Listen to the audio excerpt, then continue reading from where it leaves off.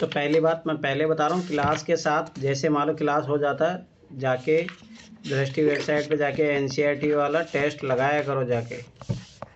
अरे एक बार रिवीजन कर लो, साथ के साथ एनसीईआरटी पकड़ मजबूत होती जाएगी, साथ के साथ पढ़ते रहोगे। नहीं तो ऐसे लापरवाही करोगे तो उतना ही चीज़ें खराब होगी। चलो, वायु देखो, तो पहली बात ये बहुत अच्छी चीज़ दी हुई है मेंस के लिए, सब चीज़ों के लिए यही पढ़ते हैं। कार्बन डाइऑक्साइड वायुमंडल में फैल कर पृथ्वी से विकिरित ऊष्मा को पृथ्वी पर रोककर ग्रीन हाउस प्रभाव पैदा करती है। ये चीज़ याद रखना। देखो, कार्बन डाइऑक्साइड ज़रूरी भी होती है, परंतु अगर ये ज़्यादा मात्रा में बढ़ जाती है तो फिर दिक्कत होती है। इसीलिए इसे ग्रीन हाउस गैस भी कहते हैं। और इसके अभाव में धरती इतनी ठंडी हो जाती है कि इस पर रहना असंभव होता। किंतु जब कारखानों में कार के धुएं से वायुमंडल में इसका स्तर बढ़ता है, तब इस ऊष्मा के द्वारा पृथ्वी का तापमान बढ़ता है। इसे भूमंडलीय तापमान या ग्लोबल वार्मिंग कहते हैं। तापमान में इस वृद्धि के कारण पृथ्वी के सबसे ठंडे प्रदेश में जमी हुई बर्फ पिघलती है, जिसके परिणामस्वरूप समुद्र के जल स्तर में वृद्धि होती है, जिससे तटीय क्षेत्र में बाढ़ आ जाती है। दीर्घ अवधि में इसके कारण जलवायु में अत्यधिक परिवर्तन हो सकता है। ये चीज़ याद रखना, जिसके फलस्वरूप कुछ पौधे में पशु लुप्त हो सकते हैं। Very very important, PT plus mains दोनों के लिए इंपॉर्टेंट है, ये चीज़ याद रखने। पैराग्राफ अब इधर आओ। हमारी पृथ्वी चारों ओर से वायु की घनी चादर से घिरी हुई है, जिसे वायुमंडल कहते हैं। पृथ्वी पर सभी जीव जीवित रहने के लिए वायुमंडल पर निर्भर है। यह हमें सांस लेने के लिए वायु प्रदान करता है एवं सूर्य की किरणों के हानिकारक प्रभाव से हमारी रक्षा करता है। यदि सुरक्षा की चादर ना हो तो हम दिन के समय सूर्य की गर्मी से तप्त होकर जल सकते हैं और रात के समय ठंड से जम सकते हैं। अतः यह वायु राशि है जिसने पृथ्वी के तापमान को रहने योग्य बनाया है। ठीक है, तो ये इंपॉर्टेंट है, याद रख सकते हो इस टाइप की लाइनें। वायुमंडल का संगठन भाई किसकी चीज़ से बनता है? क्या आप जानते हैं जिस वायु का उपयोग हम सांस लेने के लिए करते हैं वास्तव में वह अनेक गैसों का मिश्रण होती है। नाइट्रोजन तथा ऑक्सीजन ऐसी दो गैसें हैं जिनका वायुमंडल का बड़ा भाग बना है। कार्बन डाइऑक्साइड, हीलियम हो गया, ओजोन हो गया, ऑर्गन एवं हाइड्रोजन कम मात्रा में पाई जाती है। इन गैसों के अलावा धूल के छोटे छोटे कण भी हवा में मौजूद होते हैं। ये चीज़ याद रखना क्या क्या पाया जाता है। ठीक है, तो नाइट्रोजन 78% है, ऑक्सीजन 21% है। ठीक है, फिर उसके बाद में जो ज़्यादा पार्ट है वो ऑर्गन का है, फिर कार्बन डाइऑक्साइड है, फिर उसके बाद में अन्य सभी आते हैं। तो पहली बात तो ये पता होना चाहिए, बहुत सारे एग्जाम तो डायरेक्ट पूछ लिया जाता है। चित्र में देखा गया है जिसमें वायु के विभिन्न संगठनों के प्रतिशत दर्शाए गए, तो वो अपन देख लिया। वायु के संगठन, नाइट्रोजन वायु में सर्वाधिक पाई जाने वाली गैस है। जब हम सांस लेते हैं तब फेफड़ों में कुछ नाइट्रोजन भी ले जाते हैं और फिर उसे बाहर निकाल देते हैं, परंतु पौधों को अपने जीवन के लिए नाइट्रोजन की आवश्यकता होती है। वे सीधे वायु से नाइट्रोजन नहीं ले पाते हैं। इस पे कॉन्सेप्ट यूपीएससी क्वेश्चन पूछ चुका है पहले। मृदा तथा कुछ पौधों की जड़ों में रहने वाले जीवाणु वायु से नाइट्रोजन लेकर इसका स्वरूप बदल देते हैं, जिससे पौधे उसका प्रयोग कर सके। ऑक्सीजन वायु में प्रचुरता से मिलने वाली दूसरी गैस है। मनुष्य तथा पशु सांस लेने में वायु से ऑक्सीजन प्राप्त करते हैं। हरे पादप प्रकाश संश्लेषण द्वारा ऑक्सीजन उत्पन्न करते हैं। ये यूपीएससी ने डायरेक्ट क्वेश्चन पूछा हुआ है, लाइन 2012-13 में। इस प्रकार वायु में ऑक्सीजन की मात्रा समान बनी रहती है। यदि हम वृक्ष काटते हैं तो यह संतुलन बिगड़ जाता है। कार्बन डाइऑक्साइड अन्य महत्वपूर्ण गैस है। हरे पादप अपने भोजन के रूप में कार्बन डाइऑक्साइड का प्रयोग करते हैं और ऑक्सीजन वापस देते हैं। ये चीज़ भी याद रखना। मनुष्य और पशु कार्बन डाइऑक्साइड बाहर निकालते हैं। ये चीज़ भी याद रखना। मनुष्य द्वारा पशु द्वारा बाहर छोड़े जाने वाली कार्बन डाइऑक्साइड की मात्रा पादपों द्वारा प्रयोग की जाने वाली गैस के बराबर होती है, जिससे संतुलन बना रहता है। परंतु यह संतुलन कोयला तथा खनिज तेल के आदि ईंधनों के जलाने से गड़बड़ा जाता है। वे वायुमंडल में प्रतिवर्ष करोड़ों टन कार्बन डाइऑक्साइड की बढ़ोतरी करते हैं। परिणाम स्वरूप कार्बन डाइऑक्साइड का बढ़ा हुआ आयतन पृथ्वी पर मौसम तथा जलवायु को प्रभावित करता है। ये चीज़ याद रखना। जब वायु गर्म होती है तो फैलती है और हल्की होकर ऊपर उठती है। ठंडी वायु सघन और भारी होती है, इसलिए इसमें नीचे रहने की प्रवृत्ति होती है। यही कारण है दिल्ली में पॉल्यूशन होने के कारण। जब ठंडी के दिन होते हैं तो ये लेयर नीचे बनने लग जाती है, इस कारण से पॉल्यूशन होता है, सनलाइट नहीं आ पाती है। गर्म वायु के ऊपर उठने पर आसपास के क्षेत्र से ठंडी वायु रिक्त स्थान को भरने के लिए वहाँ आ जाती है। इस प्रकार का वायु चक्र चलता रहता है। ये चीज़ इंपॉर्टेंट है, याद रखना।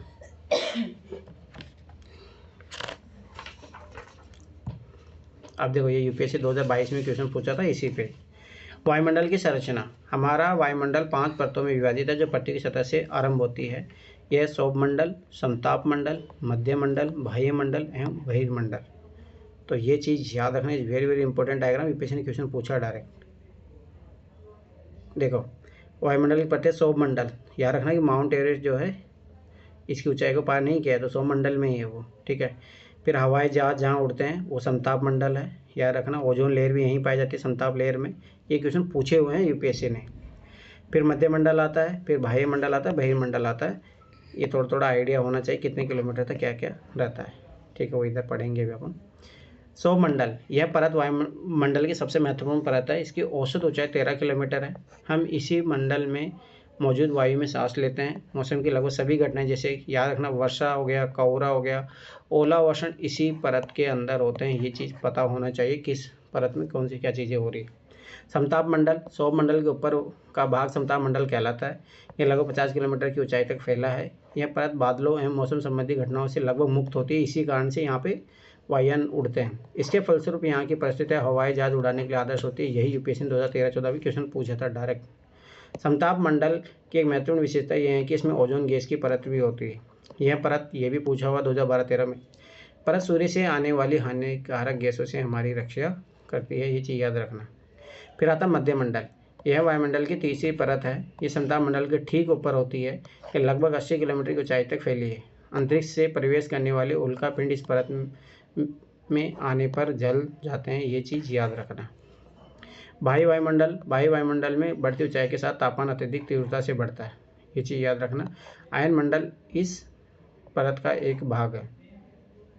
यह 80 से 400 किलोमीटर तक फैला है। रेडियो संचार यहाँ पे होता है, ये चीज़ याद रखना के लिए इस परत का उपयोग होता है। वास्तव में पृथ्वी से प्रसारित रेडियो तरंगे इस परत द्वारा पुनः पृथ्वी पर परावर्तित कर दी जाती है। बहिर्मंडल, वायुमंडल की सबसे ऊपरी परत को बहिर्मंडल के नाम से जाना जाता है। यह वायु की पतली परत होती है। हल्की गैस जैसे हीलियम, हाइड्रोजन यहीं से अंतरिक्ष में तैरती रहती है, ये चीज़ याद रखना। अब आता मौसम है जलवायु। क्या आज वर्षा होगी? क्या आज दिन साफ होगा और धूप निकलेगी? कितनी ही बार हमने क्रिकेट प्रेमियों के मुंह से एक दिवसीय मैच के भविष्य पर अनुमान लगाते सुना होगा। यदि हम कल्पना करें कि हमारा शरीर एक रेडियो है और मस्तिष्क उसके स्पीकर है, तो मौसम वह है जो इसके नियंत्रण बटनों से छेड़छाड़ करता रहता है। मौसम वायुमंडल की प्रत्येक घंटे से दिन प्रतिदिन की स्थिति होती है। आर्द्र एवं गर्म मौसम किसी को भी चिड़चिड़ा बना सकता है। अच्छा हवादार मौसम हमें आनंद देता है और हमें घूमने की योजना भी बना सकते हैं। मौसम नाटकीय रूप से दिन प्रतिदिन बदलता है, किंतु दीर्घ काल में किसी स्थान का औसत मौसम उस स्थान की जलवायु बताता है, ठीक है। क्या आप समझ गए कि हम मौसम का दैनिक पूर्वानुमान क्यों करते हैं? तो वही है कि मौसम देखो पर डे का होता है, पर जलवायु एक लॉन्ग टाइम के लिए बनती है, ये चीज़ याद रखना। 10-15 साल, 20 साल। ये जानकर आपको अच्छा होगा कि पृथ्वी सूर्य की ऊर्जा के कितना है, केवल 1 अरब, 1/2 अरब ही प्राप्त कर पाता। 2 अरब है, छोड़ो। अब देखो तापमान क्या होता है। आप प्रतिदिन जिस तापमान का अनुभव करते हैं वह वायुमंडल का तापमान होता है। वायु में मौजूद ताप एवं शीतलता के परिणाम को तापमान कहते हैं, ये चीज़ याद रखना। ताप मापी से तापमान मापा जाता है। वायु दाब मापी से वायु दाब मापा जाता है। वर्षा मापी से वर्षा की मात्रा मापा जाता है। वात दिग्दर्शी पवन की दिशा दर्शाता है। वायुमंडल का तापमान केवल दिन और रात में ही नहीं बदलता, बल्कि ऋतुओं के अनुसार भी बदलता है। शीत ऋतु की अपेक्षा ग्रीष्म ऋतु में ज़्यादा गर्म होता है। आतपन एक महत्वपूर्ण कारक है जो तापमान के वितरण को प्रभावित करता है। सूर्य से आने वाली वह ऊर्जा जिसे पृथ्वी पर रोक लेती है उसे आतपन कहलाती है। ये जब 11th क्लास के एनसीईआरटी पढ़ोगे ज्योग्राफी, उसमें अच्छे से समझाया गया है। एक क्वेश्चन भी पूछा है यूपीएससी ने वहाँ से। आतपन सूर्यताप की मात्रा भूमध्य रेखा से दूरों की ओर घटती है, ये चीज़ याद रखना। इसलिए तापमान उसी प्रकार घटता जाता है। क्या अब आप समझ गए होंगे कि ध्रुव बर्फ से क्यों ढके हैं। यदि पृथ्वी का तापमान अत्यधिक बढ़ जाता है तो ये इतनी गर्म हो जाए कि यहाँ कुछ फसलें नहीं उग सकेंगी। गाँवों के अपेक्षा नगरों का तापमान बहुत अधिक होता है। दिन के समय में एसोफेल्ट से बनी सड़कें और धातु और कंक्रीट से बने भवन गर्म हो जाते हैं। रात के समय ऊष्मा मुक्त हो जाती है। नगर के भीड़ वाले ऊंचे भवन गर्म वायु को रोक लेते हैं, जिससे नगरों का तापमान बढ़ जाता है। इसीलिए अर्बन हीट आइलैंड भी कहा जाता है, इसे याद रखना। तापमान 2011 में पूछा था ना, क्या हो गया? एसफाल। एसफाल हाँ, सड़कें बनाने के लिए उपयोग कर सकते हैं। 2011 वाला पूछा ना नहीं 2020 में भी पूछा हुआ है। 2020 का क्वेश्चन है, याद करो। 2020 का क्वेश्चन है, 2020-21 में पूछा हुआ है। तापमान को मापने की मानक इकाई डिग्री सेल्सियस है। इसका आविष्कार एंडर्स सेल्सियस ने किया था। सेल्सियस पैमाने पर जल 0 डिग्री सेल्सियस पर जमता है एवं 100 डिग्री सेल्सियस पर उबलता है। वायु दाब। यह जानकर आपको आश्चर्य होगा कि वायु हमारे शरीर पर उच्च दाब के साथ बल लगाती है, किंतु हम इसका अनुभव नहीं करते हैं। यह इसलिए होता है क्योंकि वायु का दाब हमारे ऊपर सभी दिशाओं से लगता है और यह हमारा शरीर विपरीत बल लगाता है। पृथ्वी की सतह पर वायु के भार द्वारा लगाया गया दाब वायु दाब कहलाता है। वायुमंडल में ऊपर की ओर जाने पर दाब तेजी से घटने लगता है, ये चीज़ याद रखना। समुद्र स्तर पर वायु दाब सर्वाधिक होता है, ये याद करो। यूपीएससी 2022 से 23 में क्वेश्चन पूछा था ये। समुद्र स्तर पर वायु दाब सर्वाधिक होता है और ऊंचाई पर जाने पर यह घटता जाता है। वायु दाब का क्षैतिज वितरण किसी स्थान पर उपस्थित वायु के ताप द्वारा प्रभावित होता है। अधिक तापमान वाले क्षेत्र में वायु गर्म होकर ऊपर उठती है, ये निम्न दाब क्षेत्र बनता है। तो मतलब लो प्रेशर वाला, इसी के कारण सारी चीज़ें होती है, ये चीज़ याद रखना।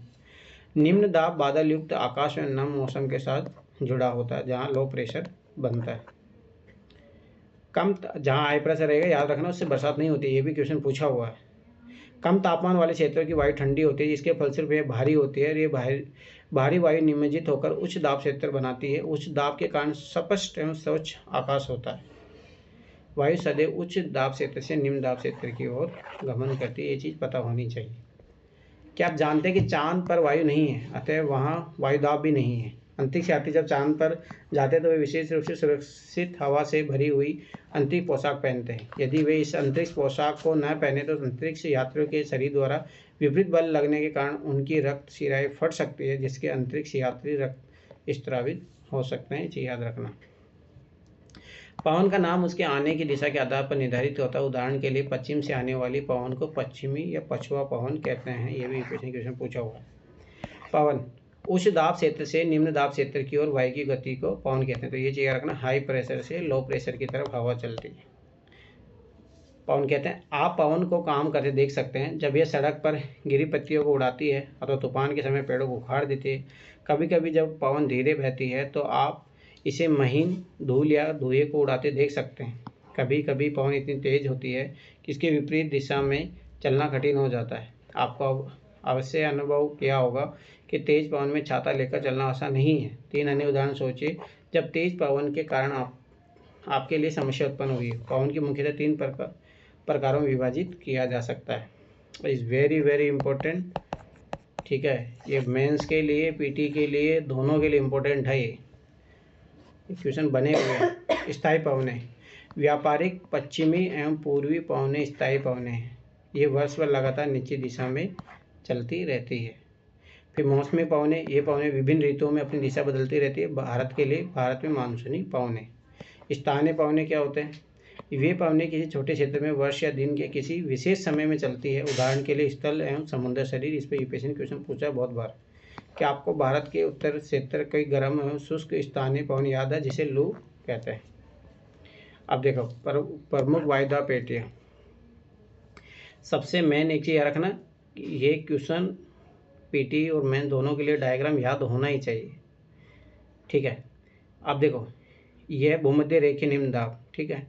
यहाँ पे लो प्रेशर बनता है और अपने को पता है हवा किधर से चलती है, हाई प्रेशर से लो प्रेशर की तरफ। तो देखो यहाँ से इसीलिए ये होता है, तो ये चीज़ पता होनी चाहिए। अब यहाँ से हाई प्रेशर से लो प्रेशर इधर चलेगी, यहाँ हाई प्रेशर से लो प्रेशर, इसीलिए तो ये चीज़ पता होनी चाहिए। यहाँ पे तो हाई प्रेशर रहेगा ही, क्योंकि शीत रहता है वहाँ पे, ठंडी रहती है, इसीलिए वहाँ पे हाई प्रेशर रहेगा। जहाँ गर्म रहेगा वहाँ लो प्रेशर रहेगा, तो ये चीज़ याद रखना। तो ये देखो इधर से आ रही है तो इसको उत्तर पूर्वी व्यापारिक पवनें कहते हैं, तो ये भी पता होना चाहिए कहाँ होती है। ये दक्षिण पूर्वी व्यापारिक पवनें हो गई, ये सनातन पछुआ पवन हो गई, ठीक है। ये ध्रुवीय पूर्वी पवन हो गई, ठीक है। तो ये चीज़ याद रखना। और उपोष्ण उच्च दाब, हॉर्स एशांश कहते हैं इसको, और ये उपोष्ण उच्च दाब है। ये अधो ध्रुवीय निम्न दाब है, ये अधो ध्रुवीय निम्न दाब है। ये बहुत इंपॉर्टेंट डायग्राम है, याद रखना, मेंस में डायरेक्ट छापने में काम आएगा। चक्रवात द्वारा विनाश, चक्रवात प्राकृतिक आवेश। भारत के पूर्वी समुद्री तट पर स्थित ओडिशा में बंगाल की खाड़ी से उठने वाले चक्रवातों का खतरा बना रहता है। 17-18 अक्टूबर 1999 को राज्य के 5 जिलों में चक्रवात आया। 29 अक्टूबर 1999 एक अन्य महाचक्रवात आया जिसने राज्य के एक बड़े भाग में तबाही मचाई। उड़ीसा में उस समय 1 लाख लोग मरे थे जब ये आया था। तब सोचो आज होता है कि अपन जब भी तूफान आते हैं, इससे भी खतरनाक ही तूफान आ चुके हैं। ये है डिजास्टर मैनेजमेंट कि अब लोग 100 लोग भी क्या 10 लोग भी नहीं मरते और नुकसान भी नहीं होता। तो ये डिजास्टर मैनेजमेंट है। मुख्यतः पवन का वेग, वर्षा तथा ज्वारे प्रतोकर से हानियाँ हुई। 260 किलोमीटर प्रति घंटे तक की वेग वाली पवन 36 घंटे से ज़्यादा समय तक चलती रही। तीव्र वेग वाली इस पवन ने पेड़ों को काट दिया और कच्चे घरों को नष्ट कर दिए। अनेक औद्योगिक भवनों तथा अन्य घरों की छतें भी उड़ गई। विद्युत आपूर्ति और टेलीफोन लाइनें पूरी तरह से कट गई। चक्रवात के फलस्वरूप लगातार 3 दिनों तक भारी वर्षा होती रही। इस वर्षा के कारण उड़ीसा की प्रमुख नदियों में बाढ़ आ गई। चक्रवाती पवनों के कारण उठी ज्वारें तरंगे स्थल पर 20 किलोमीटर तक आ गई और फलस्वरूप तटीय क्षेत्र में भयानक तबाही हुई। अचानक से 7 से 10 मीटर ऊंची ज्वारें तरंगे आ गई, जिसके कारण तैयार खड़ी धान की फसल पूरी तरह से नष्ट हो गई। 25 अक्टूबर 1999 पूरी पोर्ट ब्लेयर के निकट थाईलैंड की खाड़ी में अवदाब के कारण यह चक्रवात उत्पन्न हुआ और यह धीरे धीरे उत्तर पश्चिम दिशा में बढ़ा। गहन होकर इसने महाचक्रवात का रूप धारण कर लिया। 29 अक्टूबर को सुबह 10:30 बजे उड़ीसा के ईरसामा एवं बाली कूड़ा के बीच के क्षेत्रों को प्रभावित किया। इस महाचक्रवात ने भुवनेश्वर, कटक और 28 तटीय नगरों सहित उड़ीसा के पूरे तट को बर्बाद कर दिया। इससे लगभग 130 लाख लोग प्रभावित हुए। बहुत बड़ी संख्या में पशुओं की मौत हो गई। धान, सब्जियों, फलों की खड़ी फसलों को भारी नुकसान हुआ। ज्वारें पतकों से उत्पन्न हुई लवणता के कारण कृषि योग्य विशाल भू क्षेत्र अनुपजाऊ हो गए। साल, सागवान और बांस के बागान वाले विशाल भू क्षेत्र नष्ट हो गए। पारादीप और कोणार्क के बीच स्थित मैंग्रोव के जंगल लुप्त हो गए। याद को यूपीएससी क्वेश्चन पूछा था, मैंग्रोव वन कहाँ कहाँ पाए जाते हैं। इसमें बोला जाता है 1 लाख से ज़्यादा लोग मरे थे उस टाइम। देखो चक्रवाती वर्षा कैसे होती है। देखो ठंडी वायु रहेगी, ठीक है, तो गर्म वायु जब ऊपर उठेगी और ठंडी वायु याद रखना हमेशा नीचे जमती है, तो ये गर्म वायु जब बादलों को पिघलाएगी तो उससे बरसात होगी। एक होती है पर्वतीय वर्षा, जैसे जैसे आर्द्र वायु ऊपर जाएगी तो ये इनको बादलों को पिघलाएगी, उससे बरसात होती है। और ये इधर वाला एरिया सूखा क्षेत्र रह जाता है। सैवनी वर्षा जब होती है जब टेम्परेचर बहुत ज़्यादा बढ़ जाता है, यहाँ पे हाई प्रेशर होगा, ठीक है, तो उसके बाद में बेल्ट का निर्माण होता है। उसके कारण जब गर्म वायु जो ऊपर उठती है उसके कारण बरसात होती है। तो ये चीज़ भी याद रखना, यूपीएससी मेंस में क्वेश्चन पूछा हुआ। आर्द्रता क्या होती है? जब जल पृथ्वी, ये याद रखना, इस टाइप क्वेश्चन आया हुआ है। जब जल पृथ्वी में विभिन्न जलाशयों से वाष्पित होता है तो यह जलवाष्प बन जाता है। अब की बार भी क्वेश्चन आया था, रुको मैं बताता हूँ। 2023 में क्वेश्चन आया जलवाष्प से।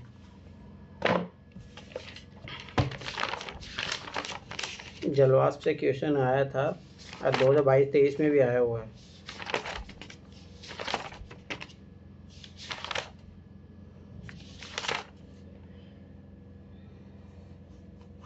हम्म 72 क्वेश्चन था। जलवाष्प के संदर्भ में निम्नलिखित में कौन कौन सा कथन सही है?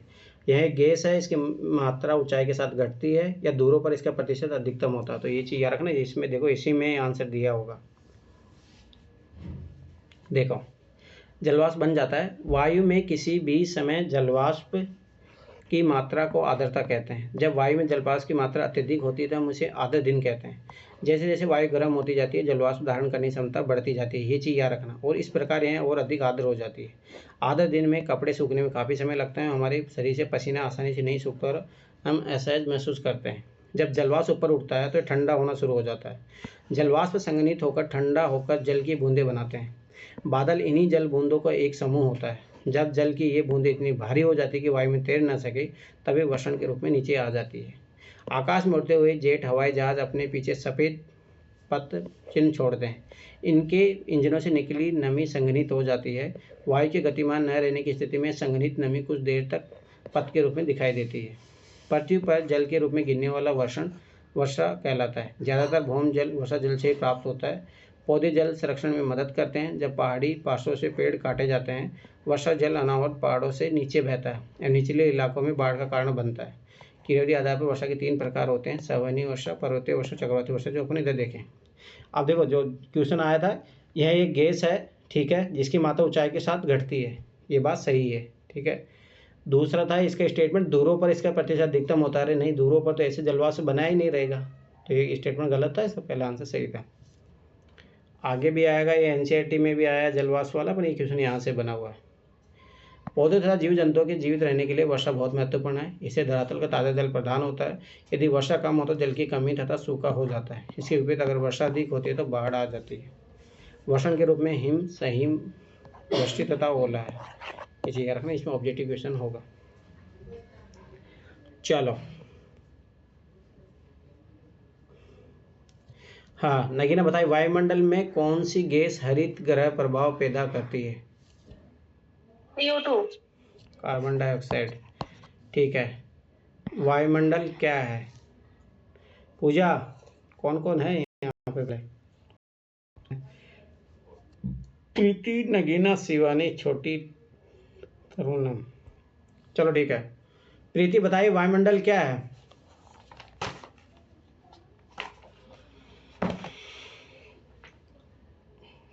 पृथ्वी के चारों तरफ वायु का घेरा।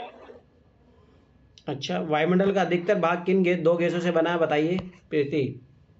नाइट्रोजन और हाइड्रोजन। गलत, नाइट्रोजन और ऑक्सीजन। ऑक्सीजन। ये 78%, 21%। चलो तरुणम, वर्षा के 3 प्रकार लिखिए तरुणम।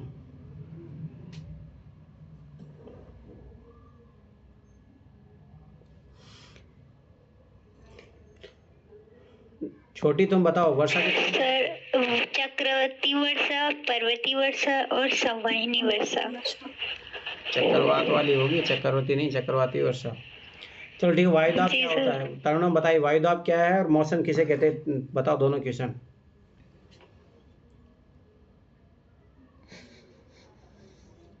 बताइए तरुणम।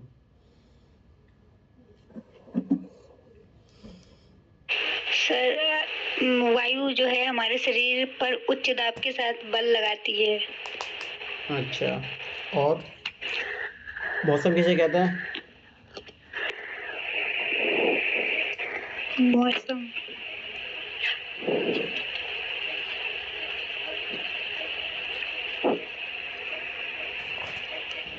नगीना बताइए, मौसम किसे कहते हैं? मौसम सर, मौसम वायुमंडल की प्रत्येक घंटे दिन प्रतिदिन की स्थिति को बताता है। अच्छा, चलो ठीक है, आ जाओ। अब मैं जैसे पूछूंगा। प्रीति, निम्नलिखित में कौन सी गैस हमें सूर्य की हानिकारक किरणों से बचाती है? फटाफट बताइए। ओजोन। ठीक है। सना, वायुमंडल की सबसे महत्वपूर्ण परत कौन सी है? सबसे महत्वपूर्ण परत सौरमंडल है। क्यों? इसी में हमारा वो होता है रहन सहन, और यहीं से हमको सारी जो जीवन यापन में जो गैसें महत्वपूर्ण होती हैं, जैसे कि ऑक्सीजन, नाइट्रोजन, ये सब सब सहमत हो सौरमंडल इम्पोर्टेंट है? अरे बोलो। हाँ सर। वायुमंडल निम्न परतों में कौन सी बादल विहीन है? नगीना बताइए, किसमें बादल नहीं रहता है? संचार मंडल में। वायुमंडल की परतों पे जब हम ऊपर जाते हैं तब वायुदाब क्या होता है? घटता है। पक्का? हाँ। ठीक है। जब वृष्टि तल रूप में पृथ्वी पर आती है तो उसे हम क्या कहते हैं? वर्षा कहते हैं। वर्षा। चलो, अब इसका बताइए तरुणम बताइए, इसका मिलान कीजिए आप। व्यापारी पवने का सर स्थायी पवन से मिलाएंगे सर। व्यापारिक पवने को स्थायी पवन से मिलाएंगे। और सर, लू को स्थानीय पवन से मिलाएंगे, और मानसून को मौसमी पवन से, और पवन को पवन की क्षैतिज गति से। बस आपने सही बता दिया। चलो नगीना बताइए, आर्द्र दिन में गीले कपड़े सूखने में अधिक समय क्यों लगता है? वाष्प की उपस्थिति ज्यादा रहती है इस समय। जलवाष्प की मात्रा। चलो, भूमध्य रेखा से ध्रुव की ओर जाने पर तापमान की मात्रा घटती जाती है। बताइए छोटी।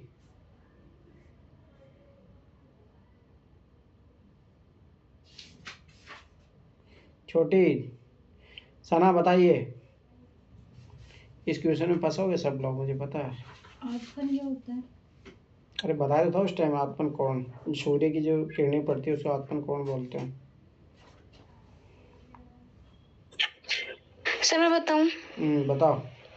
हाँ, क्योंकि सर है ना, जो सन मतलब सन जो गर्मी देता है ना, तो पहले लैंड उससे गर्म होता है, उसके बाद बाकी चीजें गर्म होती है, इसलिए 12 बजे हमारे को हीट कम लगती है कंपैरेटिवली दिन के 2-3 बजे। क्वेश्चन देख रहे हो, भूमध्य रेखा से ध्रुवों की ओर जाने पर आपतन की मात्रा घटती जाती है, क्यों? कारण बताना।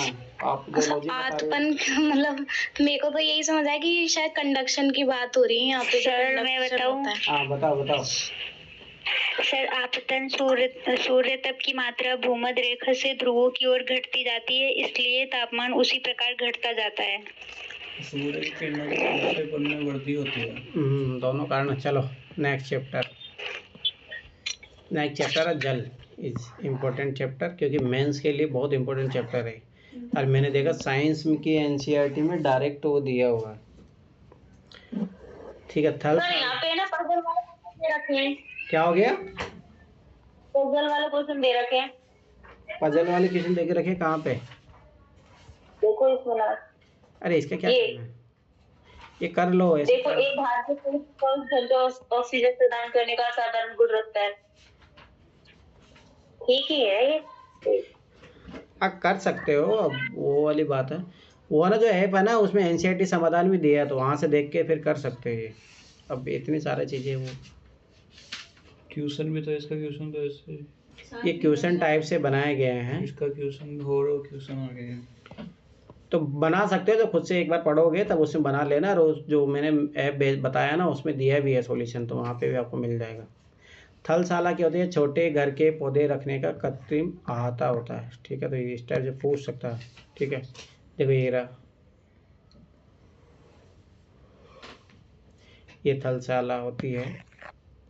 एक बड़ी जार की चौथाई भाग में मिट्टी भरकर उसे अच्छी तरह दबा दे। छोड़ो, आप देखो, ध्यान देखना, जल चक्र is very very important chapter.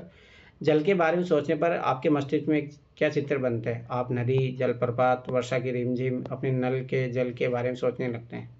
बच्चे वर्षा से भरे गड्ढे में कागज की नाव तैराकर बहुत खुश होते हैं। दोपहर तक गड्ढे में जमा जल गायब हो जाता है, और जल कहाँ चला जाता है? सूर्य के ताप के कारण जल वाष्पित हो जाता है।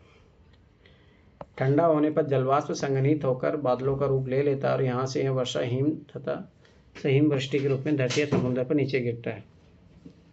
जिस प्रक्रम में जल लगातार अपने स्वरूप को बदलता रहता है और महासागरों, वायुमंडल एवं धरती के बीच चक्कर लगाता रहता है, उसे हम जल चक्र कहते हैं। ये चीज़ याद रखना, डेफिनेशन। ठीक है, हमारी पृथ्वी थलशाला के समान है। जो जल शताब्दी पूर्व उपस्थित था वहीं आज भी मौजूद है। जिस जल का प्रयोग आज हम हरियाणा के खेत में सिंचाई के लिए कर रहे हैं, हो सकता है कि वह सैकड़ों वर्ष पहले अमेजन नदी में बहता हो। ये बात सही है, क्योंकि देखो ऐसे वाष्पीकरण हुआ, संघनन हुआ, वर्षण हुआ, फिर बह के आया, फिर वापस ऐसे रोटेट हो कहीं पर जा सकता है। अलावन जल के मुख्य स्रोत नदी है, ताल है, सोते ये याद रखना, सोते क्या है, ये भी पानी का ही तरीका है, एवं हिमनद है। महासागरों एवं समुद्रों का जल लवणीय होता है। इसमें अधिकांश नमक सोडियम क्लोराइड या खाने में उपयोग किया जाने वाला नमक होता है। अब देखिए, इस वेरी वेरी इंपॉर्टेंट डायग्राम, यहीं से पेशेंट क्वेश्चन पूछे हुए हैं। अभी मैं बताता हूँ, देखो कौन से क्वेश्चन। देखो, सबसे पहली बात हो, दक्षिण अमेरिका में महत्वपूर्ण नदी है अमेजन नदी, तो ये पता होनी चाहिए कहाँ पे कौन सी नदी है। ठीक है, फिर उत्तरी अमेरिका में आ जाओ, यहाँ पे देखो ग्रेट बियर झील है, ग्रेट स्लेव झील भी है, विनिपेग झील भी है, कनाडा में सुपीरियर झील है, यह अमेरिका और कनाडा के बॉर्डर पे। हॉर्न झील ये अमेरिका में ही है। साल्ट लेक सिटी और मिसिसिपी नदी, ये यूपीएससी ने क्वेश्चन पूछा हुआ है मिसिसिपी नदी पे। ये याद रखना, कौन सी किस महासागर में गिरती है, ये भी पता होना चाहिए। नाइजर नदी यूपीएससी ने क्वेश्चन पूछा हुआ है। कांगो नदी पता होना चाहिए। ऑरेंज नदी, ये चीज़ याद रखना। विक्टोरिया झील पे यूपीएससी ने क्वेश्चन पूछा है। नील नदी, इस पर यूपीएससी ने क्वेश्चन पूछा हुआ है। दानुबे नदी, ये देखो काला सागर है यहाँ पे, ये भूमध्य सागर है, पता होना चाहिए। कैस्पियन सागर है। ठीक है, ब्रह्मपुत्र नदी, गंगा नदी, ये हाउ ही चाइना वाइना में बहने वाली नदी। ये दक्षिण चीन सागर, ये पूर्वी चीन सागर, ये पता होना चाहिए। ये कोरल सागर, ये देखो याद रखना। और ऑस्ट्रेलिया में डर्लिंग नदी। तो नदियों के बारे में पता होना चाहिए। यूपीएससी यहाँ पे हिंट देके छोड़ दिया है, इसीलिए यूपीएससी हर बार क्वेश्चन पूछता है नदियों से। लवणता क्या होती है? 1000 ग्राम जल में मौजूद नमक की मात्रा होती है। महासागर की औसत लवणता 35 ग्राम प्रति 1000 ग्राम है। अब देखो ये वेरी वेरी इंपॉर्टेंट, यूपीएससी ने 2 बार पूछ चुका है। यूपीएससी 2021 में आया है क्वेश्चन, और उससे पहले 14 या 15 में से कुछ कभी आया हुआ है, इसलिए 2021 में मेरा सही हुआ था ये क्वेश्चन। डायरेक्ट देखो ये एनसीईआरटी से क्वेश्चन पूछा गया है। इजराइल के मध्य सागर, ये भी याद रखना, यूपीएससी क्वेश्चन पूछा। डेड सी में 340 ग्राम प्रति लीटर लवणता होती है। 13 के इसमें पलव कर सकते हैं, क्योंकि नमक की अधिकता के कारण इसे सघन बना देते हैं। इसका मतलब है कि अगर आप डेड सी में जाके तैरने लगोगे तो डूबोगे नहीं। सोचो इतना फर्क पड़ता है। जल का वितरण, हम सभी जानते हैं कि पृथ्वी की सतह का 3/4 भाग जल से ढका हुआ है। यदि धरती पर थल की अपेक्षा अधिक जल अधिक है तो अनेक देशों में जल की कमी का सामना क्यों करना पड़ता है? क्या पृथ्वी पर मौजूद संपूर्ण जल के हमारे लिए उपलब्ध है? निम्नलिखित तालिका में जल वितरण का प्रतिशत याद रखना, वेरी वेरी इंपॉर्टेंट। 2 बार यूपीएससी क्वेश्चन पूछा जा चुका है, आगे भी पूछ सकता है। महासागरों में पाया जाता है 97.3। यूपीएससी ने पूछा है जो पीने योग्य जल है उसके बारे में। बर्फ छतर के रूप में पाया जाता है 0.2। फिर भूमिगत जल पाया जाता है, ये ऑर्डर में सीक्वेंस में जमा लेना, यूपीएससी ने इसी ऑर्डर में क्वेश्चन पूछा था। झीलों का अलाउन जल 0.09। स्थानीय समुद्र में नमकीन झीलें, ये इतना है। वायुमंडल में इतना पाया जाता है, नदियों में इतना पाया जाता है। नदियों में सबसे कम पाया जाता है, ये चीज़ याद रखना। पानी उससे ज़्यादा तो उल्टा वायुमंडल में पाया जाता है। ये सब कोई काम करनी छोड़ो, इधर आ जाओ। जीवन के लिए जल अत्यधिक आवश्यक है। प्यासे होने पर केवल जल ही हमारी प्यास बुझा सकता है। ऐसे में आपको ऐसा नहीं लगता कि लापरवाही से जल का उपयोग करने पर हम बहुमूल्य संसाधनों को बर्बाद करते हैं? सही बात है।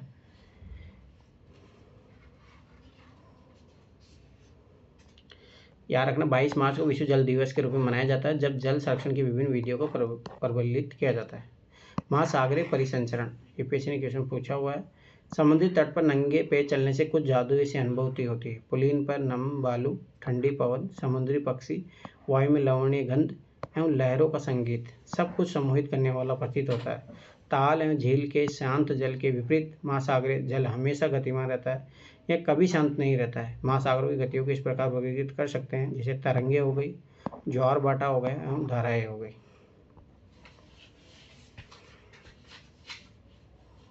जब समुद्री सतह पर पवन बहती है तब तरंगे उत्पन्न होती है, ये चीज़ याद रखना। हवा जब बहेगी तो तरंगे उत्पन्न हो जाती है। जितनी तेज पवन होती है तरंगे भी उतनी ही बड़ी होती है। तरंगे, समुद्र तट पर गेंद से खेलते समय जब गेंद जल में गिर जाती है तो क्या होता है? यह दृश्य बहुत ही मनोरंजक होता है कि कैसे तरंगों के साथ गेंद तट पर वापस लौट आती है। जब महासागरीय सतह पर जल लगातार उठता और गिरता रहता है तो इन्हें भी तरंगे कहते हैं। तूफान में तेज वायु चलने पर विशाल तरंगे उत्पन्न होती हैं, इनके कारण अत्यधिक विनाश हो सकता है। भूकंप, ज्वालामुखी उद्गार या जल के नीचे भूसंकलन के कारण महासागरीय जल अत्यधिक विस्थापित होता है। ये भी यूपीएससी क्वेश्चन पूछा, याद रखना इसे। इसके परिणाम स्वरूप 15 मीटर तक ऊंचाई वाली विशाल ज्वारीय तरंगे उठ सकती है, जिसे सुनामी कहते हैं। तो ये चीज़ याद रखना, वेरी इंपॉर्टेंट। अब तक का सबसे विशाल सुनामी 150 मीटर मापा गया था। ये तरंगे 700 किलोमीटर प्रति घंटे से अधिक की गति से चलती है। 2004 की सुनामी भारत के तटीय क्षेत्र में अत्यधिक विनाश हुआ। सुनामी के बाद अंडमान और निकोबार द्वीप समूह में इंदिरा पॉइंट डूब गया था। यही यूपीएससी ने 2019 या 18 में क्वेश्चन पूछा है, जाके देखना है क्वेश्चन, ये पूछा हुआ, ये लाइन पूछी हुई है। सुनामी जापान भाषा का एक शब्द है जिसका अर्थ है पोताश्रय तरंगे, क्योंकि सुनामी आने पर पोताश्रय नष्ट हो जाते हैं, मतलब पोर्ट। सुनामी पृथ्वी पर कैसे तांडव है? 26 दिसंबर 2004 को हिंद महासागर में सुनामी तरंगे अथवा पोताश्रय तरंगों के कारण अत्यधिक विनाश हुआ। यह तरंगे उस भूकंप का परिणाम थी जिसका अधिकेंद्र सुमात्रा का पश्चिमी सीमा पर था। यही यूपीएससी ने क्वेश्चन पूछा था कि भारत के अंडमान निकोबार द्वीप से सबसे पास में कौन सा पड़ता है। देखो ये क्वेश्चन बनाने का तरीका पूछो एनसीईआरटी से ही रहा है। इस भूकंप की तीव्रता रिक्टर पैमाने पर 9, ये 2017 का क्वेश्चन जाके देखना, आप मिलेगा आपको।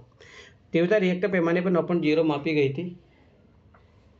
भारतीय प्लेट बर्मा प्लेट के नीचे धंस गई थी और समुद्र तल में अकस्मात गति उत्पन्न हो गई। इसके कारण ये भूकंप आया।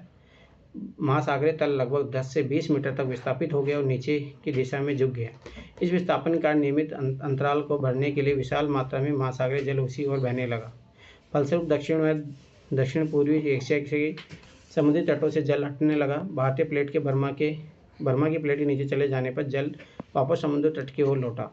यह सुनामी लगभग 800 किलोमीटर प्रति घंटे की गति से आया, जिसकी तुलना व्यावसायिक वायुयानों की गति से की जा सकती है, और इसके परिणामस्वरूप हिंद महासागर के कुछ द्वीप पूर्णतः डूब गए। भारतीय सीमा पर दूर दक्षिणी बिंदु इंदिरा पॉइंट, जो अंडमान निकोबार द्वीप समूह में स्थित है, पूरी तरह से डूब गया है। इसीलिए यूपीएससी ने क्वेश्चन पूछा भी था। अब 2 क्वेश्चन आए हुए हैं। सुमात्रा वाला क्वेश्चन आया है और ये वाला। जब सुमात्रा में भूकंप के अधिकेंद्र से तरंगे सुमात्रा की तरफ से अंडमान द्वीप समूह में श्रीलंका की ओर नहीं बढ़ी, तरंगों की लंबाई कम हो गई, जल की गहराई भी कम होने के साथ साथ उनकी गति भी 700 से 900 किलोमीटर प्रति घंटे से 70 किलोमीटर प्रति घंटे तक कम हो गई। समुद्र तट से सुनामी तरंगे 3 किलोमीटर तक की गहराई तक गई, जिनके फलस्वरूप 10,000 से अधिक लोगों की मृत्यु हो गई और 1 लाख से अधिक घर प्रभावित हुए। भारत में आंध्र प्रदेश के तटीय प्रदेश, तमिलनाडु, केरल, पुडुचेरी, अंडमान निकोबार द्वीप समूह सर्वाधिक प्रभावित हुए। यदि पहले से भूकंप का अनुमान लगाना संभव नहीं है, फिर भी बड़ी सुनामी के संकेत 3 घंटे पहले मिल सकते हैं। प्रशांत महासागर में प्राथमिक चेतावनी की ऐसी प्रणालियाँ क्रियाशील है, लेकिन हिंद महासागर में सुविधाएं नहीं है। प्रशांत महासागर की तुलना में हिंद महासागर में सुनामी कभी कभी ही आती है, क्योंकि यहाँ भूकंप की क्रियाएँ बहुत कम होती है। याद करो, प्रशांत महासागर में तो उधर जापान में, इसीलिए वहाँ पे ज़्यादा आता रहता है, तो उन्होंने वहाँ पे ऐसी विधियाँ डेवलप कर ली है। तमिलनाडु तट पर सुनामी द्वारा विनाश। दिसंबर 2004 में जिस सुनामी ने दक्षिण व दक्षिण पूर्वी एशिया के तटों पर तबाही मचाई, वह पिछले कई 100 वर्षों की सर्वाधिक विनाशकारी सुनामी थी। हिंद महासागर में निरीक्षण, आरंभिक चेतावनी की प्रणालियाँ में हिंद महासागर के तटीय निवास में जागरूकता की कमी के कारण जीवन और संपत्ति की क्षति हुई। ये आप पॉइंट लिख सकते हो डिजास्टर मैनेजमेंट वाले क्वेश्चन में, मेंस के लिए। सुनामी आने का प्रथम संकेत ये होता है कि तटीय क्षेत्र जल में तेजी से कमी आती है और फिर विनाशकारी तरंगें उठने लगती है। जब तट पर ऐसा हुआ था तो लोग ऊंचे स्थानों पर न जाकर उसे अचंभे को देखने के लिए तट पर एकत्रित होने लगे। इसके फलस्वरूप जब सुनामी की विशाल तरंग आई तो बड़ी संख्या में उत्सुक खड़े दर्शकों की मृत्यु हो गई। यही पेशेंट क्वेश्चन पूछा हुआ ज्वार भाटा वाला। अरे छोटे मोटे एग्जामों तो पूछा ही जाता है। दिन में 2 बार नियम से महासागरीय जल का उठना एवं गिरना ज्वार भाटा कहलाता है। ठीक है, जब सर्वाधिक ऊंचाई तक उठकर जल तट के बड़े हिस्से को डुबो देता है तब उसे ज्वार कहते हैं।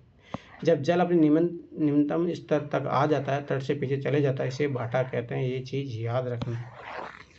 जो बोर्ड के एग्जाम होते हैं उसमें तो डायरेक्ट क्वेश्चन पूछा जाता है। ये diagram is very very important. देखो, लघु ज्वार भाटा कब होगा? जब ये सिचुएशन बनेगी, क्योंकि इसमें चंद्रमा का अट्रैक्शन फोर्स नहीं लग रहा, पृथ्वी का अट्रैक्शन फोर्स लग रहा है, सूर्य का अट्रैक्शन फोर्स लग रहा है और इधर लग रहा है। तो इसके कारण क्या होगा? परिणामी जो बल होगा इधर। याद करो, जब अगर आपने पढ़ा होगा फिजिक्स बल कैसे लगता है, तो उसमें ऐसे लगता है। अब देखो, बृहद ज्वार भाटा यहाँ पे क्यों आया? क्योंकि दोनों बल, देखो चंद्रमा का बल भी इधर आ रहा है और सूर्य का भी, तो दोनों बल जो है एक साथ खींच रहे हैं, तो इसके कारण बृहद ज्वार भाटा मतलब बहुत तेज लहरें आई। इधर क्या हो, देखो ये भी आ रहा है, ये भी आ रहा है। अब जो जितना ज़्यादा बल लगा पाएगा वो उधर ज़्यादा बृहद ज्वार भाटा आ पाएगा।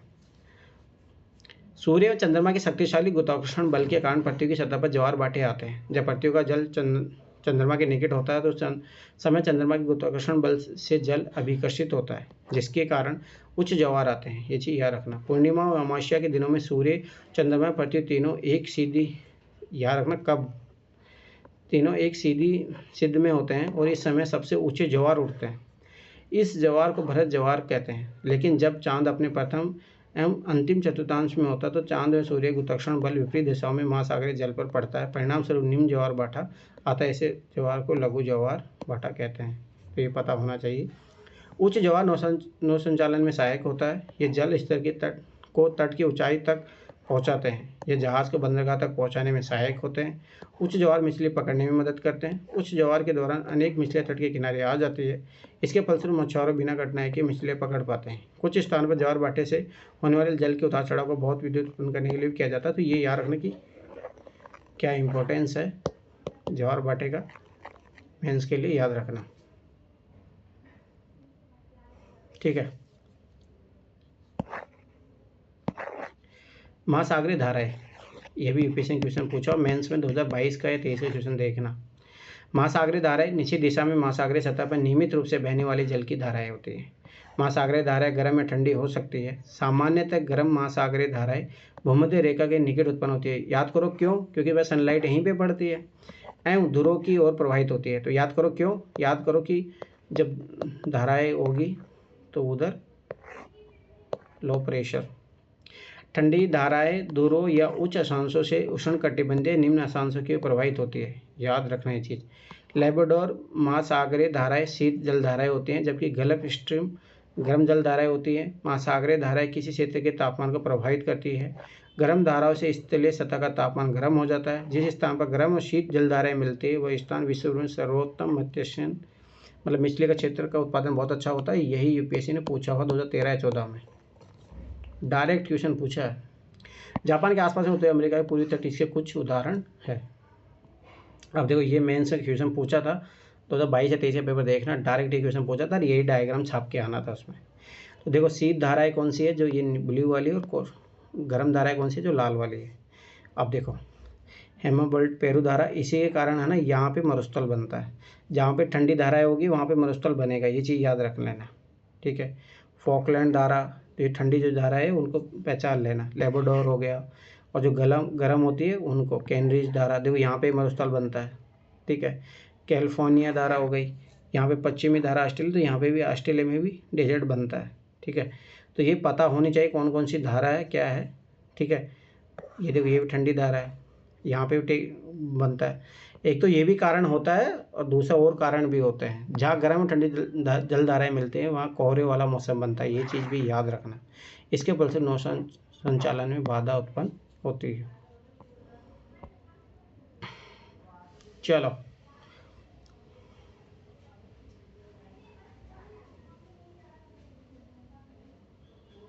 ये मेंस वाला क्वेश्चन करना।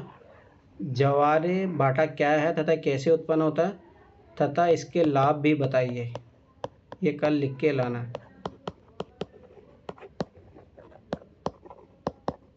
ये अच्छा क्वेश्चन बन जाएगा, ठीक है। तो ये क्वेश्चन करके लाना। अरे सो गए क्या सब लोग? ये हो नहीं नगीना, हाँ सर। सो गए क्या तुम लोग सब लोग? नहीं, सुन रहे हैं ध्यान से। तो कोई बोल तो कुछ रहा ही नहीं, कहाँ गई एनसीईआरटी? चलो ठीक है, चलो जवाब दो फटाफट क्वेश्चनों का।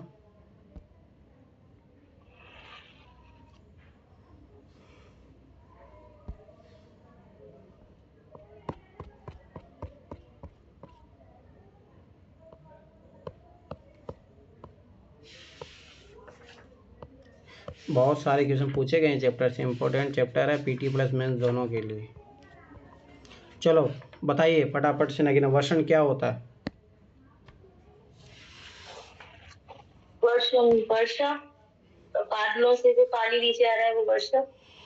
और जल चक्र क्या होता है? ये प्रोसेस चले, फिर वो पानी नीचे रहा है उसको जल राष्ट्र बने, फिर वो ऊपर जाकर संघनित हो, फिर बादल बनाए, फिर वर्षा करे, वही जल चक्र।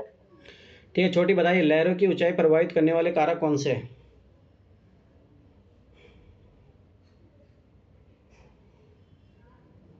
ये अच्छा क्वेश्चन है, गह और गह वाला, तीसरा चौथा क्वेश्चन दोनों सही है ये।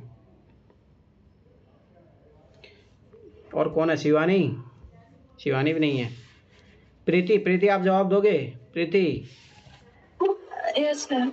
बताइए वायु की गति। लहरों को ऊंचाई प्रभावित करने वाले कारक कौन कौन से हैं? वायु की गति और भी तो होगा, और बताइए। और महासागरीय जल की गति को प्रभावित करने वाले कारक कौन कौन से हैं?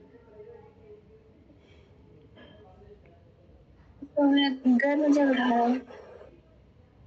और मध्य सागरीय जल धारा। कौन कौन से हैं? मध्य रेखीय जल धारा और गर्म जल। नहीं, देखो लहरों को ऊंचाई को प्रभावित करने वाले कारक याद रखना। पहली बात तो जल की मात्रा कितनी है, सबसे महत्वपूर्ण कारक ये आएगा, ठीक है। दूसरा वायु की गति तो आएगा ही, ठीक है। तीसरा आएगा सूर्य और चंद्रमा की आकर्षण शक्ति कितनी है, ठीक है। तो ये चीज़ याद रखना, ये इंपॉर्टेंट क्वेश्चन है, डायरेक्ट पूछा जा सकता है पीटी में। अगला देखो महासागरीय जल की गति को प्रभावित करने वाले कारक, ये यूपीएससी ने क्वेश्चन पूछा हुआ भी है, इसका बताइए नगीना। ज्वार भाटा क्या क्या कह रहे, कौन सा क्वेश्चन बोल रहा है? महासागरीय जल की गति को प्रभावित करने वाले कारक कौन कौन से हैं? सुनामी, महासागरीय धाराएं। ज्वार भाटा गति को हवा महासागरीय धारा हो गई, ये सारे फर्क करेंगे। सबसे पहला कारक आएगा लवणता, ठीक है। दूसरा आएगा सूर्य और चंद्रमा की आकर्षण शक्ति, ठीक है। तीसरा आएगा वायु की गति। ज्वार भाटा तो हो गया ना, आप बोल सकते हो।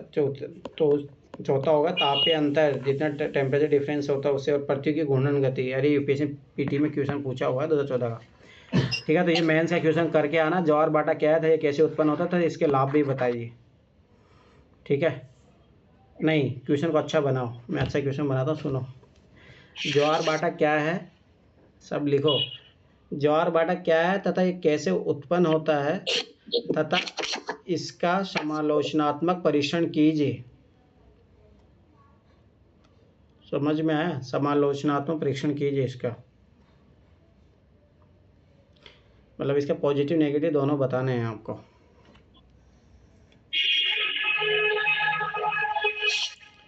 ठीक है।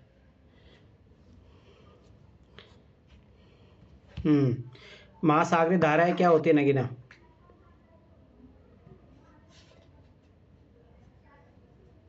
नगीना महासागरीय स्तर पर, सतह पर। पता करो अच्छे तरीके से। चलो इधर आ जाओ। यही लिखा है, महासागरीय धाराएं महासागरीय सतह पर नियमित रूप से बहने वाली जल की धाराएं होती है। ठीक है। गर्म और ठंडी भी होती है, ठीक है, ये भी बताना। चलो तरुण नाम स्टार्ट हो जाइए, आपको क्वेश्चन जवाब देना है। अरे क्या हो रहा है आज ऐसे क्यों गड़बड़ी हो रही है, बार बार सेव करना पड़ रहा है इसको। चलो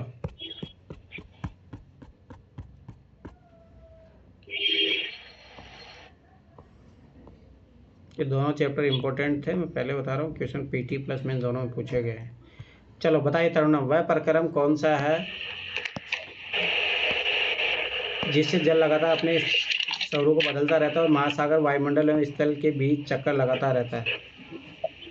जल चक्र सर। हाँ, 2 क्वेश्चन छूट गए नीचे।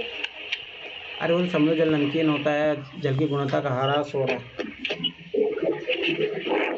इसका सर, क्योंकि इसमें बड़ी मात्रा में घुले हुए लवण होते हैं, ज्यादातर नमक, सोडियम क्लोराइड या आम नमक होता है। ठीक है, छोड़ो इधर आओ, ये जल चक्र हो गया। चलो प्रीति बताइए, प्रीति सामान्यतः गर्म महासागरीय धाराएं उत्पन्न होती है, क्यों होती है? भूमध्य रेखा के निकट। हाँ, क्योंकि सनलाइट वहाँ पे पड़ती है, इसलिए याद रखना ये चीजें। दिन में 2 बार नियम से महासागरीय जल का उठना गिरना कहलाता है। छोटी बताइए। ज्वार ठीक है, चलो ठीक है। नर्मदा आप बताइए, इसको सोल्व कीजिए फटाफट से। ज्वार भाटा का हो जाएगा जल में आवधिक उतार चढ़ाव एवं उतार, सुनामी का भूकंपित तरंगे, और महासागरीय धाराएं निश्चित मार्ग में प्रवाहित होने वाली जल धाराएं। कैस्पियन सागर विशालतम झील।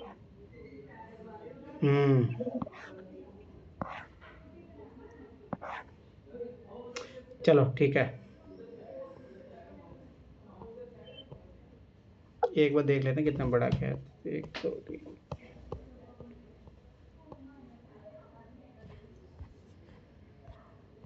चलो ठीक है, ये चैप्टर भी कर लेते हैं। प्राकृतिक वनस्पति एवं वन्य जीवन, ठीक है। ठीक है। सलीमा अपने ग्रीष्म शिविर से बहुत उत्साहित थी। अपने सहपाठियों के साथ वह हिमाचल प्रदेश में मनाली देखने गई थी। उसे सब स्मरण था कि बस जैसे जैसे चढ़ाई पर जा रही थी तो इतला करते हुए प्राकृतिक वनस्पति के बदले रूपों को देखकर इतनी हैरान हो रही थी। गिरपाद में स्थित साल में सागवान, यूपीएससी ने क्वेश्चन पूछा हुआ, यहाँ से याद रखना। गिरपाद में स्थित साल में सागवान के घने वन धीरे धीरे अदृश्य हो गए थे। पर्वतों की ढलानों पर पतली नुकीली पत्तियों तथा शंखवन वितान लंबे वृक्ष दिखने लगे थे। उसे पता चला कि वो शंकुधारी वृक्ष थे। लंबे वर्षों पर खिले लाल लाल फूलों पर उसका ध्यान गया। ये रोडोडेंड्रन है, यूपीएससी ने क्वेश्चन पूछा यही कि फूल थे। मनाली से लेकर रोहतांग दर्रे तक के रास्ते में उसने देखा कि भूमि छोटी छोटी घास और कुछ स्थानों से बर्फ़ से ढकी हुई थी। जब आप यूपीएससी में सेलेक्ट हो जाओगे तो यूपीएससी है ना, सबसे पहला टूर आपको हिमालय का ही भ्रमण कराता है। सबसे पहला टूर उधर ही होता है, ये सारा हिमालय दिखाया जाता है। सलीमा के अवलोकन से हम अनुमान लगा सकते हैं कि स्थल की ऊंचाई, तो यहाँ पढ़ रहे हो, बाद में देखने को मिलेगा अच्छे से पढ़ोगे तो। स्थल की ऊंचाई व वनस्पति की विशेषताएं एक दूसरे से संबंधित है। ऊंचाई में परिवर्तन के साथ जलवायु में परिवर्तन होता है तथा इसके कारण प्राकृतिक वनस्पति में बदलाव आता है। वनस्पति की वृद्धि तापमान व नमी पर निर्भर करती है। इसके अलावा यह डाल एवं मिट्टी की परत की मोटाई जैसे कारकों पर भी निर्भर करती है। वेरी वेरी इंपॉर्टेंट, यूपीएससी ने क्वेश्चन पूछा हुआ 2016-17 में जाके देखना है, क्वेश्चन आया हुआ है। इन घटकों में अंतर के कारण किसी स्थान के प्राकृतिक वनस्पति की सघनता व प्रकार में भी परिवर्तन होता है। आमतौर पर प्राकृतिक वनस्पति निम्न मुख्य श्रेणियों में वर्गीकृत, 3 मुख्य श्रेणियों में वर्गीकृत किया गया है। उससे पहले देख लो, ठीक है। छोड़ो। वन, जो वर्षों के लिए उपयुक्त तापमान व परिपूर्ण वर्षा वाले क्षेत्रों में उगते हैं। इन कारकों के आधार पर सघन व खुले वन विकसित होते हैं। घास स्थल, जो मध्यम वर्षा वाले क्षेत्रों में विकसित होते हैं। कांटेदार झाड़ियाँ, कांटेदार झाड़ व झाड़ियाँ केवल शुष्क क्षेत्रों में पैदा होते हैं। ये रही राजस्थान एरिया वाला। सलीमा हिमालय की यात्रा पर अपना यह अनुभव अपने पिता को बता रही थी। उसके पिता विश्व के विभिन्न स्थानों पर जा चुके थे। उन्होंने सलीमा को विभिन्न महाद्वीपों के विभिन्न भागों में पाई जाने वाली विभिन्न प्रकार की वनस्पतियों के बारे में बताया। उन्होंने उपध्रुवीय प्रदेशों में शंकुधारी वन, रेगिस्तान में कांटेदार झाड़ियाँ, आर्द्र प्रदेशों में घने उष्णकटिबंधीय दृढ़ काष्ठ वनों के बारे में कई जानकारी दी। सलीमा समझ गई कि हिमालय क्षेत्र में लगभग सभी प्रकार की वनस्पतियाँ पाई जाती है जो भूमध्य रेखा से दूरों की ओर जाने पर मिलती है। इंपॉर्टेंट है, इसे याद रखना। प्राकृतिक वनस्पति के प्रकार में बदलाव का मुख्य कारण जलवायु का बदलाव है। आइए हम विश्व के विभिन्न प्रकार के प्राकृतिक वनस्पतियाँ तथा उनके गुण व वहाँ प्रवास करने वाले जीवों की जानकारी प्राप्त करें। इसलिए यूपीएससी ने ऐसे क्वेश्चन बहुत पूछे हैं, अब की बार भी आया है जैसे क्वेश्चन। ब्राज़ील के उष्णकटिबंधीय सदाबहार वन इतने विशाल है कि ये पृथ्वी के फेफड़े की तरह प्रतीत होते हैं। ये चीज़ याद रखना, अमेजन वन। अब आ जाओ उष्णकटिबंधीय सदाबहार वन, यूपीएससी ने क्वेश्चन पूछा है बहुत बार। इन वनों को उष्णकटिबंधीय वर्षा वन भी कहते हैं। ये घने वन भूमध्य रेखा व उष्णकटिबंध के पास पाए जाते हैं। ये क्षेत्र गर्म होते हैं एवं पूरे वर्ष यहाँ अत्यधिक वर्षा होती है। चूँकि यहाँ का मौसम कभी शुष्क नहीं होता है, इसलिए यहाँ के पेड़ों की पत्तियाँ पूरी तरह नहीं झड़ती, इसलिए इन्हें सदाबहार कहते हैं। यही यूपीएससी ने क्वेश्चन पूछा था। काफ़ी घने वर्षों की मोटी बिताने के कारण दिन के समय भी सूर्य का प्रकाश वन के अंदर नहीं पहुँच पाता है। आमतौर पर यहाँ दृढ़ काष्ठ वर्ग जैसे रोजवुड हो गया, आबनुस हो गया, महोगनी हो गया। यूपीएससी ने ये भी क्वेश्चन पूछा था, 2023 का क्वेश्चन भी जाके देखो। मैं फिर बता रहा हूँ, इंपॉर्टेंट है ये चैप्टर, और आगे इसी का ना बड़ा रूप होता जाएगा। एनाकोंडा विश्व का सबसे बड़ा सांप उष्णकटिबंधीय वर्षा वन में पाया जाता है। यह मगर जैसे बड़े जानवरों को मार खा सकता है। उष्णकटिबंधीय पर्णपाती वन, उष्णकटिबंधीय पर्णपाती वन मानसूनी वन होते हैं जो भारत, उत्तरी ऑस्ट्रेलिया और मध्य अमेरिका के बड़े हिस्सों में पाए जाते हैं। इन क्षेत्रों में मौसमी परिवर्तन होते रहते हैं। जल संरक्षित रखने के लिए शुष्क मौसम में यहाँ के वृक्ष पत्तियाँ झाड़ देते हैं। इन वर्षों में पाए जाने वाले दृढ़ काष्ठ वनों में साल हो गया, सागवान हो गया, नीम तथा शीशम याद रखना चाहिए। दृढ़ काष्ठ वृक्ष फर्नीचर, यातायात और निर्माण सामग्री बनाने के लिए बहुत उपयोगी होते हैं। इन प्रदेशों में आमतौर पाए जाने वाले जानवर है बाघ, शेर, हाथी, गोल्डन लंगूर और बंदर। ये चीज़ भी याद रखना, कौन कौन कहाँ कहाँ पाया जाता है। गोल्डन लंगूर का यूपीएससी क्वेश्चन पूछ चुका। शीतोष्ण सदाबहार वन, शीतोष्ण सदाबहार वन मध्य अशांत के तटीय प्रदेशों में स्थित है।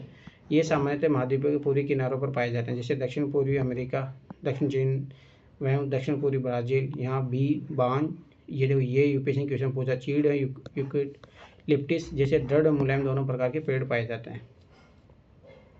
अब आ जाओ शीतोष्ण पर्णपाती वन। उच्च अक्षांश की ओर बढ़ने पर अधिक शीतोष्ण पर्णपाती वन मिलते हैं। ये उत्तर पूर्वी अमेरिका, चीन, न्यूजीलैंड, चिली, पश्चिमी यूरोप के तटीय प्रदेशों में पाए जाते हैं। ये अपनी पत्तियां शुष्क मौसम में झाड़ देते हैं। यहाँ पाए जाने वाले पेड़ है बांज, एस, बीच आदि। हिरन, लोमड़ी, भेड़िए यहाँ के आम जानवर है। फिजियन तथा मोनाल जैसे पक्षी भी यहाँ पाए जाते हैं। याद रखना, पीछे आजकल ऐसे क्वेश्चन पूछ देता, नाम दे देगा, फिर बोल देगा ये क्या है, तो ये याद रखना पक्षी है। शीतोष्ण पर्णपाती वन इस टाइप के। भूमध्य सागरीय वनस्पति, ये यूपीएससी ने क्वेश्चन पूछा है इसके बारे में, अंगूर की खेती के लिए। आप जान चुके हैं कि महाद्वीप के पूर्व में एवं उत्तर पूर्वी किनारों के अधिकांश भाग शीतोष्ण सदाबहार में पर्णपाती पेड़ों से ढके हैं। महाद्वीप के पश्चिम एवं दक्षिणी पश्चिमी किनारे भिन्न है। यहाँ भूमध्य सागरीय वनस्पतियाँ पाई जाती है। यह अधिकतर यूरोप, अफ्रीका, एशिया के भूमध्य सागर के समीप वाले प्रदेशों में पाई जाती है, इसलिए इसका नाम यह पड़ा। ये वनस्पतियाँ भूमध्य सागर के बाहरी प्रदेश से संयुक्त राज्य अमेरिका की कैलिफोर्निया, दक्षिण पश्चिमी अफ्रीका, दक्षिण पश्चिमी दक्षिण अमेरिका व दक्षिण पश्चिमी ऑस्ट्रेलिया में पाई जाती है। इन प्रदेशों में गर्म शुष्क ग्रीष्म या वर्षा वाली मृदु शीत ऋतु होती है। इन क्षेत्रों में आमतौर पर संतरा, अंजीर, ये पीछे इसीलिए क्वेश्चन पूछा था, वो तो मैंने दिखा भी दिया था सोर्स, जैतून, अंगूर जैसे नींबू व सिट्रस के फल पैदा पाए जाते हैं, क्योंकि लोगों ने अपनी इच्छा अनुसार कृषि करने के लिए यहाँ के प्राकृतिक वनस्पतियों को हटा दिया है या वन्य जीवन कम है। देखिए ये रहा, यहाँ पे अंगूर की खेती हो रही है। भूमध्य सागरीय वृक्ष शुष्क ग्रीष्म ऋतु में स्वयं को ढाल लेते हैं, तो उनकी मोटी छाल एवं पत्तियां वाष्पोत्सर्जन को रोकती है। भूमध्य सागरीय प्रदेशों को फलों की कृषि के कारण इसे विश्व का फलोद्यान भी कहते हैं। पीछे विषय में डायरेक्ट क्वेश्चन पूछा जाता है। रूसी भाषा में टेगा का अर्थ है शुद्ध या अनछुआ, टेगा वन याद रखना। शंकुधारी वन उत्तरी गोलार्ध के उच्च अक्षांशों 50 से 70 डिग्री में भव्य शंकुधारी वन पाए जाते हैं। इन्हें टेगा भी कहते हैं। ये वन अधिक ऊंचाइयों पर भी पाए जाते हैं। इन्हीं वर्षों की चलिए मैंने हिमालय में प्रचुर मात्रा में देखा था। ये लंबे नरम काष्ठ वाले सदाबहार वृक्ष होते हैं। इन वृक्षों काष्ठों का उपयोग लकड़ी बनाने के लिए किया जाता है, जो सामान्यतः कागजी अखबारी कागज के काम आती है। नरम काष्ठ का उपयोग माचिस में पैकिंग के लिए, बक्से बनाने के लिए भी किया जाता है। चीड़ हो गया, देवदार आदि वनों के मुख्य पेड़ है। सामान्यतः रजत, लोमड़ी, मिंग, धुरी भालू जैसे जानवर पाए जाते हैं। ये चीज याद रखना। शंकुधारी उष्णकटिबंधीय घास स्थल, ये वन भूमध्य रेखा के किसी भी तरफ उग जाते हैं। भूमध्य रेखा के दोनों ओर से उष्णकटिबंधीय क्षेत्रों तक फैले हैं। यहाँ वनस्पति निम्न से मध्यम वर्षा वाले क्षेत्र में पैदा होती है। यह घास काफ़ी ऊंची, लगभग 3 से 4 मीटर तक की ऊंचाई तक बढ़ सकती है। अफ्रीका का सवाना घास स्थल इसी का ही प्रकार का है। ठीक है। सामान्य रूप से उष्णकटिबंधीय घास स्थल में हाथी, जेबरा, जिराफ, हिरण, तेंदुआ आदि जानवर पाए जाते हैं। शीतोष्ण घास स्थल क्या होता है? ये मध्य अशांत क्षेत्र महाद्वीपों के भीतरी भागों में पाए जाते हैं। यहाँ की घास आमतौर पर छोटी और पौष्टिक होती हैं। शीतोष्ण प्रदेश में सामान्य जंगली भैंस, बाइसन और एंटीलोप पाए जाते हैं। एंटीलोप का भी क्वेश्चन पूछा है। कटीली झाड़ियाँ शुष्क रेगिस्तान जैसे प्रदेशों में पाई जाती है। उष्णकटिबंधीय रेगिस्तान महाद्वीपों के पश्चिमी किनारों पर पाए जाते हैं। तीव्र गर्मी में बहुत कम वर्षा के कारण यहाँ वनस्पति की कमी रहती है। विश्व मानचित्र पर रेगिस्तानी प्रदेशों को चिन्हित के लिए क्या भारत के बड़े रेगिस्तान नाम बता सकते हैं? लेकिन कुछ जानवरों के नाम बताए जिन्हें आप पहले भी जान चुके हैं। अब देखो, विभिन्न प्रदेशों में घास स्थल है जिनको विभिन्न नामों में जाता है। ये छोटे मोटे पीछे में तो डायरेक्ट क्वेश्चन पूछा जाता है पर फिर भी यूपीएससी के लिए भी याद रखना। पूर्वी अफ्रीका में सवाना पाया जाता है। ब्राज़ील में कंपोज पाया जाता है। वेनेजुएला में लानोस पाया जाता है। शीतोष्ण काटिबंधीय घास स्थल, ये भी क्वेश्चन पूछ सकते हैं, वेरी वेरी इंपॉर्टेंट लगा लेना। अर्जेंटीना में पेम्पास है। उत्तरी अमेरिका में पेरी है। दक्षिण अफ्रीका में वेल्ड है। मध्य एशिया में स्टेपी है और ऑस्ट्रेलिया में डॉन है। यदि आप दूसरे प्रदेश में जाएंगे तो वहीं स्थान आपको अत्यधिक ठंडा मिलेगा। यहाँ बहुत ही सीमित प्राकृतिक वनस्पति मिलती है। यहाँ केवल काय और लाइकेन छोटी झाड़ियाँ पाई जाती है। काय और लाइकेन पर पिछले क्वेश्चन पूछा है। यह अल्पकालिक ग्रीष्म ऋतु के दौरान विकसित होती है। इसे टुंडा प्रकार की वनस्पति कहा जाता है। ये वनस्पति यूरोप, एशिया, उत्तरी अमेरिका के दूसरे प्रदेशों में पाई जाती है। यहाँ के जानवरों के शरीर में मोटा फर एवं मोटी चमड़ी होती है, जो उन्हें ठंडी जलवायु में सुरक्षित रखते हैं। यहाँ पाए जाने वाले कुछ जानवर हैं सील, वालरस, कस्तूरी बेल। कस्तूरी याद करो, यूपीएससी 2020 का क्वेश्चन। कस्तूरी उसमें बेल नहीं पूछा था, उसमें कस्तूरी मर्ग पूछा था बस। ध्रुवीय उल्लू, ध्रुवीय भालू, बर्फीली लोमड़ी। सलीमा के पिता ने कुछ घने वनों के चित्र दिखाए। कुछ चित्रों में सलीमा ने देखा कि लोग वर्षों काटकर वनों को साफ कर रहे हैं। उसके पिता ने बताया कि स्थानीय लोग कृषि में आवास के लिए स्थान चाहते थे, इसलिए उन्होंने वनों को साफ कर दिया। सलीमा सोचने लगी, अगर वनों को साफ कर दिया जाता तो वन्यजीव कहाँ जाएंगे? क्या वे पुनः वैसे ही बन पाएंगे? अगर लोग इसी प्रकार पेड़ों काटते रहे तो भविष्य में पर्याप्त ऑक्सीजन, जलवाष्प, लकड़ी, फल, मेवे आदि मिल पाएंगे। जैसे वालरस, ये यार इनको देख लेना। ध्रुवीय भालू, सील। क्या आप सलीमा से सहमत है? अपने दोस्तों के साथ वनस्पति प्राणी जगत की विविधता में हो रही कमी पर चर्चा करें। उनके सेक्शन के बारे में कुछ सोचा है, सुनाइए। देखो अब इधर आओ फटाफट से। वनस्पति का विकास का किन 2 कारकों पर अधिकतर निर्भर करता है? नगीना बताइए फटाफट। तापमान और नमी। तापमान और भूमि। नमी नमी नमी, आर्द्रता। हाँ। वर्षा। वर्षा नहीं करेगी, पर मैंने वो पूछ रहा अधिकतर कौन से कारक होंगे। भूमि भी तो आ सकता है, बहुत सारी चीजें आ सकती है इसमें। तो तापमान हो गया, वर्षा हो गई। चलो, प्राकृतिक वनस्पति की 3 मुख्य श्रेणियां कौन सी है? तरुणम। वन, घास के मैदान, झाड़ियाँ। चलो छोटी बताइए, उष्ण कटिबंधीय सदाबहार वन के 2 दृढ़ काष्ठ पेड़ों के नाम बताइए। Rosewood, mahogany. सही है। विश्व के किस भाग में उष्ण कटिबंधीय पर्णपाती वन पाए जाते हैं नगीना? उष्ण कटिबंधीय पर्णपाती वन ये मिलेंगे आपको उत्तरी ऑस्ट्रेलिया, मध्य अमेरिका और भारत। नींबू व सिट्रस के फल किस जलवायु में उगाए जाते हैं? तरुणम, याद करो, मैंने बताया भी था ये चीज। तरुणम,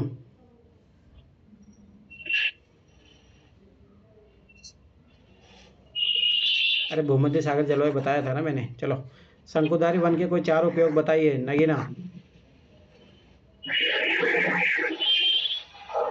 सर काम आएगा कागज बनाने के लिए, माचिस का पैकिंग के वस्तु बनाने के लिए, और अखबार कागज ये जा रहा है, ठीक है। लुगदी बनाने के लिए। विश्व के किन भागों में मौसमी घास स्थल पाए जाते हैं? उष्णकटिबंधीय घास स्थल अफ्रीका का सवाना घास बताया तो था, शीतोष्ण घास कटिबंधीय घास, उष्ण कटिबंधीय घास स्थल। चलो आ जाओ अब। छोटी बताइए, काय व लाइकेन पाए जाते हैं? याद करो, मैंने बोला भी था। कहाँ पाए जाते हैं?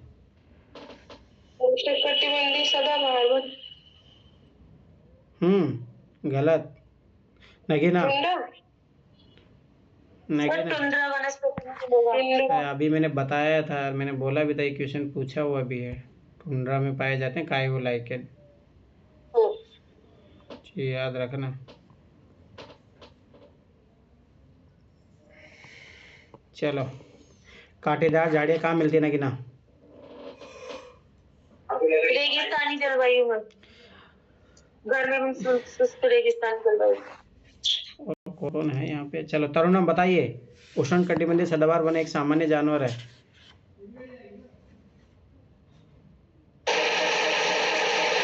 सर बंदर, जिराफ, ऊंट, और इसमें से बंदर। शंकुधारी वन की महत्वपूर्ण प्रजाति कौन सी है? शंकुधारी की सर पाइन। गलत, मतलब चीड़ आएगा, चीड़। चीड़। चलो छोटी बताइए, स्टेपी घास स्थल पाए जाते हैं, कहाँ पाए जाते हैं? मध्य एशिया। चलो फटाफट इसको कंप्लीट करो।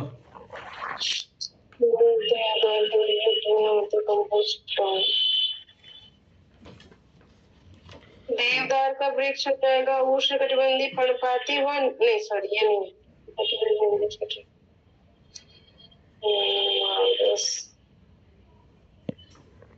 इसको भी डाउन हो जाएगा ब्राजील के उष्णकटिबंधीय घास स्थल। गलत, डाउन। याद करो, ऑस्ट्रेलिया। ऑस्ट्रेलिया का या मतलब यहाँ पे दिया नहीं, अंटार्कटिका वाला जो है घास स्थल होते हैं डाउन। वालरस होगा ध्रुवीय जानवर, वो जिसके 2 दांत निकले रहते हैं ना। वो बताया तो था मैंने। हाँ, ये ध्रुवीय जानवर। और देवदार का वृक्ष नरम काष्ठ पेड़। जैतून हो जाएगा नींबू वंश का फल। हाथी हो जाएगा